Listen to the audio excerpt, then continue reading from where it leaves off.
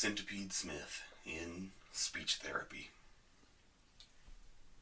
You pause at awkward intervals, said Desiree, the speech therapist who lived at young Centipede's school. Oh, yeah, said Centipede Smith, the anarchist, crossing his legs in such a way as to appear more sadomasochistic. I've been working on that. Maybe a tongue lesson will help, said Desiree. When I say potato, you say potato, okay? Okay. Potato. Potato. See what I mean? Said Desiree. See the difference? Oh, yeah, said Centipede. Potato, said Centipede later at supper time. What's that, honey? Asked Anne Smith. Timing is impossible. That's nice, dear, said Anne. Would you take this plate down to your father?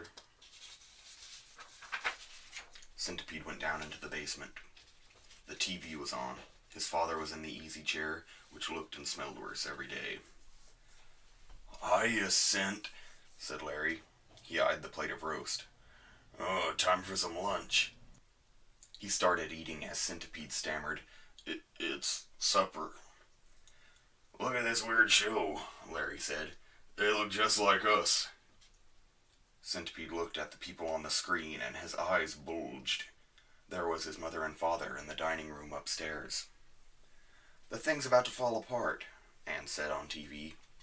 It'll hold, said TV Larry. Centipede's having nightmares about it, Anne said. He thinks a muskrat is coming in at night and hurting him.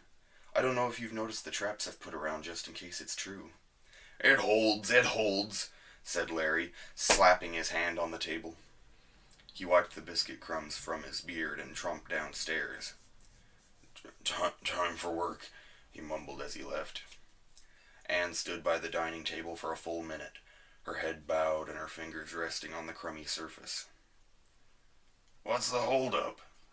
said Larry in real life, leaning forward in his easy chair, his beard dripping gravy. This show got boring. What's she supposed to be thinking about anyway? What's the point of this?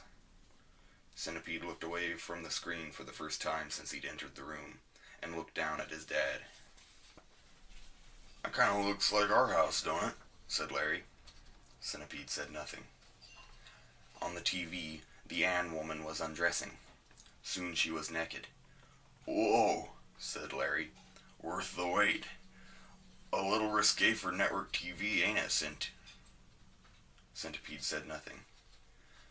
On the TV, Anne knelt down and crawled under the table. She started licking crumbs off the ceramic tile and kissing the table legs. She peed herself and licked that too. She had her old eyes still, not her new, friendlier ones the muskrat had given her. This is so unrealistic, said Larry. Only fags and homos are into that stuff. How old are you again, Centipede? 14. Do you have a girlfriend yet? Yes. Thank God. It's important to get out at your age, you know what I mean? On the TV, Anne went to the back screen door and looked outside. The camera angle changed cinematically, and you could now see that the sun was setting over the plywood-filled backyard. Underneath the scattered piles of planks, other elements were visible. Hands and feet of rotten corpses, and animal skins and old water-damaged books. I'll have to call the landlord, the forlorn Anne said. The show went to commercial break, and Larry changed the channel. Hey, said Larry. That's a rerun of the same show, 'cause there's that guy again. On the TV, Larry and the landlord were standing in the backyard, examining an animal burrow full of Mexican porn. Damn beavers, said the landlord. I'll get the exterminator out here first thing, Friday. I ain't seen any beavers around here, said Larry. Maybe it's rats. Or magpies, the landlord said. They'll steal the watch right off your wrist. Larry changed the channel again, this time to a potato chip commercial.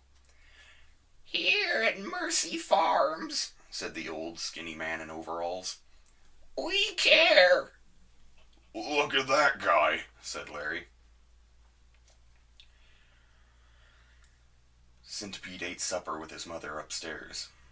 He kept his eyes on his plate for most of the meal, but would steal glances up at Anne's smooth porcelain face.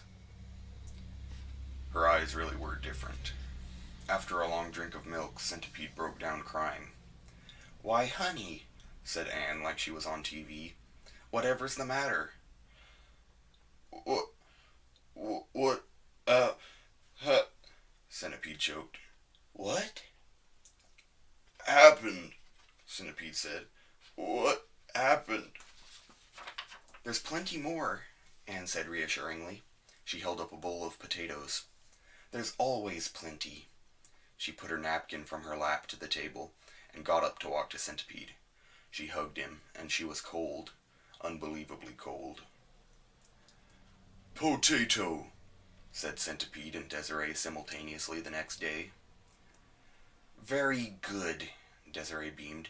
You should be very proud of yourself. You've just improved your life. To be continued.